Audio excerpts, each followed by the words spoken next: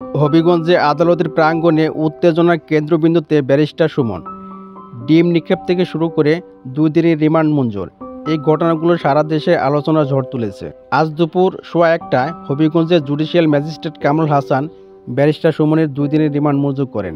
তাকে আদালত আনার সময় বিএনপি নেতাকর্মীরা শাস্তির দাবিতে স্লোগান দেন এবং জনতার মধ্য থেকে কেউ ডিম নিক্ষেপ করে। গত 16 জুলাই হবিগঞ্জের চুনারঘাটে বৈষম্য বিরোধী ছাত্র আন্দোলনের হামলার অভিযোগে দায়ের হওয়া মামলায় ব্যারিস্টার সুমন সহ 97 জনের নাম উল্লেখ করা হয়। এছাড়াও তার বিরুদ্ধে রাজধানী সহ বিভিন্ন জায়গায় মামলা রয়েছে। কারাগারে যাওয়ার আগে ব্যারিস্টার সুমন গণমাধ্যমকে জানান, আমি কারাগারে রয়েছি, এতে কোনো দুঃখ নেই। আমি চাই বাংলাদেশ ভালো থাকুক। এই ঘটনাকে ঘিরে জনমত 2 ভাগে বিভক্ত। কেউ বলছেন এটা সঠিক বিচার প্রক্রিয়া, আবার কেউ বলছেন এটি রাজনৈতিক উদ্দেশ্য প্রণোদিত।